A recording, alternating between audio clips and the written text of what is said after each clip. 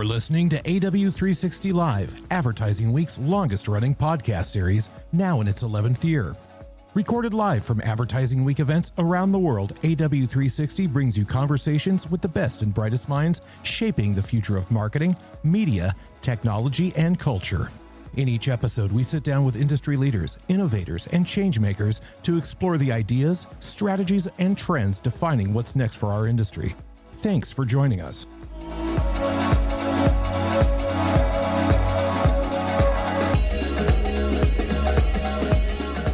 On this episode, we're joined by Todd Harris, General Manager of Transportation and Hospitality at Gradial, to examine how AI is reshaping the way brands get discovered. Todd explains the shift from SEO to a more dynamic AI-driven discovery model, why visibility alone isn't enough, and how operational agility is becoming the real competitive edge. It's a clear and practical look at how marketers can connect insights to execution and keep pace in a rapidly changing landscape.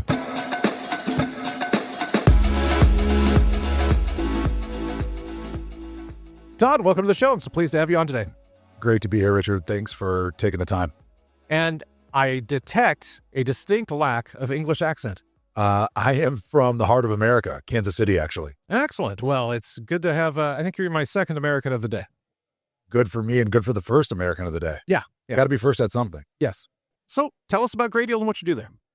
In its simplest form, we like to think of Gradial as the marketing system of work.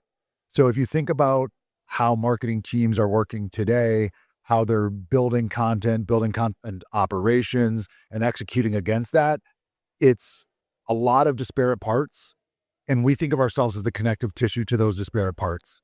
So we can connect all types of marketing technology, marketing tools to make the marketing teams work much more efficiently in terms of content development, content execution, content optimization, governance, compliance, translation, etc.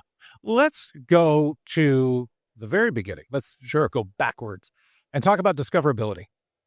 You know, we've spent years in this industry optimizing for SEO, but now you're talking about geo as the next frontier. What's fundamentally changed in how brands get discovered? Discovery has shifted away from moving into rankings and keyword jamming in as many keywords as you can possibly get into any single piece of content, blog post, etc., to a world where the brand is being searched and people are using agents and LLMs to validate the quality of the content behind the brand. So we've shifted from this world of, just going all about the keyword, and that discovery shifted into ranking of pages, or from ranking of pages rather, to a more citable, contextual, textured, use case for that brand. So it's all about the validity versus just, can we be found? I love that. I hope that leads to more readable blog posts, if nothing else. I can't promise you that. Okay, well, that might be a bridge too far. Yeah. If buyers are increasingly getting answers directly from AI platforms, ChatGPT, Gemini, et cetera, what does it mean for brands that don't even know if they're showing up? That seems to be a problem I'm hearing a lot about this week. Yeah, if you can't measure whether an agent is citing you, you're invisible. I mean, simply put, you don't exist. A lot of tools then can tell marketers where they're falling short, but you're arguing then that that's not enough. Why is visibility only half the problem? Because it's simply just a diagnosis of the problem. And then without the operational ability to actually create, publish, measure authoritative content around that, you have no ability to continue to scale those insights, et cetera. It just becomes, a dead end for you as a brand or as a marketer. And if this is sort of a content operations issue and not a discoverability or discovery issue, where do most organizations break down when it comes to actually acting on these insights? The handoff, really? Right? Yes. We still see this today, right? Siloed teams, manual publishing, weak asset governance, no rapid experimentation loop or insights to become actionable. So it literally starts and stops with that handoff. There's been a broader shift happening from systems of record, which I've heard enough about in my life now, to systems of work, which I haven't heard enough about. What does that look like in practice? Take me through that, and how are agent-driven platforms changing the way marketing gets done day in and day out? Systems of work orchestrate the creation, the experimentation, the publishing, the measurement it's not just storage anymore, right? They're actionable and they're agent-driven platforms to automate the routine steps, right? We like to think of ourselves as, a digital coworker. We do the nitty-gritty, that dirty work, and we can do that continuously. So there's always a feedback loop around these closed experiments.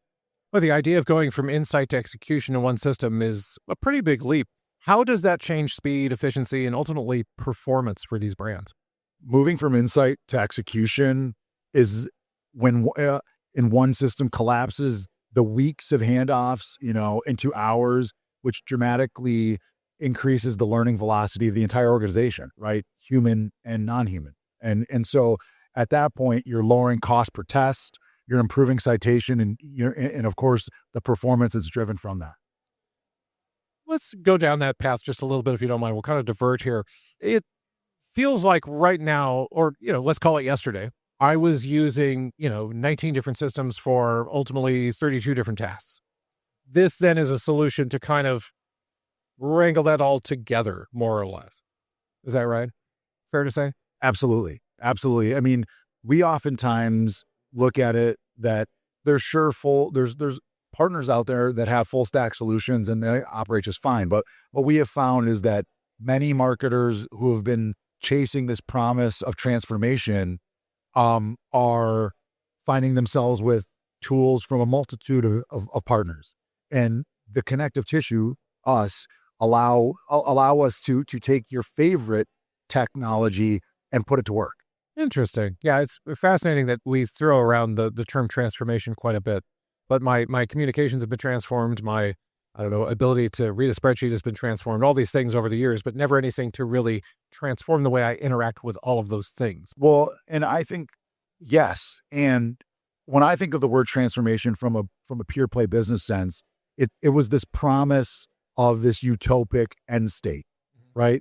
We'll be able to automate and, deliver content in a personalized and customized, manner across device, across screen. It's always going to be seamless. Well, the reality of that transformation is it can happen, yet the tools have to truly be able to live in a connected environment. And if you have point solutions inherently don't have interconnectivity. We are that interconnective layer. Now, looking ahead as AI becomes the primary interface for discovery, from every level, do you see brands competing less on content volume and more on operational agility? And if so, what should they be doing now to prepare for that time?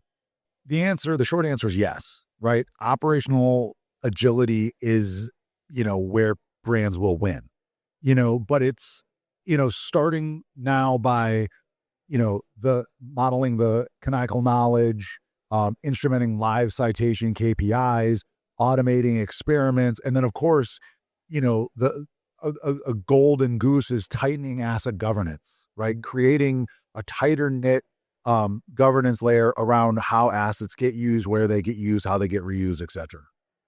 We're at Advertising Week Europe 2026. I'd be remiss not to ask you, what sorts of things are you looking forward to here? Or have you come across anything that surprised you, or, both?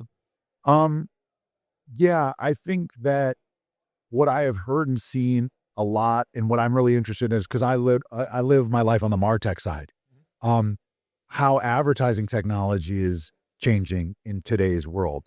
And I think the biggest nugget that I heard that stuck with me around the amount of content the average consumer consumes was yesterday in a panel discussion with Jennifer Andre of Expedia Group. And she said that before a traveler, and I'm using traveler in air quotes here for you at home, even makes a single decision on where they want to go, they've seen 400 pieces of content. Wow. From Expedia. And I was mind blown by that, because the amount of content that needs to be generated for me, one person, to see 400 pieces, to know that you are likely seeing some intermingling of the same but also different content is mind boggling. If that's an average and there's somebody who saw 4, that means somebody saw 4,000. Correct. That's crazy. Correct. And looking at the horizon, is there anything that you foresee coming down the way that has you particularly excited? Technology-wise, AI-driven, analog, what Yeah. have you. Yeah, so there's two kind of final things I'll leave you with. One is I truly, truly believe, and you and I were kind of ham and egging on this before we got on, around our teenage culture and how I'm seeing my own teenagers push towards analog. They're looking for time off device. They're looking for more time in real life. So the time that they have on device, marketers, brands are going to have to get much smarter, much more intelligent of how they connect to them and make it feel more authentic. So that's one thing. The second is more of a like winning or losing in this new world of brand scaling brands and brand development. And it's that winning won't be about who publishes the most. It'll be all around who can turn an insight into a published cited content faster. So it's all about operational agility, and it's less about who can just dump more in the world. I love that. Well, Todd, thanks so much for taking the time to be on the show. If one wanted to find out more about yourself or Gradial or both, where should they go? Gradial.com, at Todd K. Harris on LinkedIn and on all the social platforms. Yeah. That's where you can find me, Todd K. Harris. Just not Snapchat. No, never. Well, it's boring. Only snap my two daughters. That's it. Excellent. Well, thanks so much for taking the time. Hey, Richard, I appreciate you.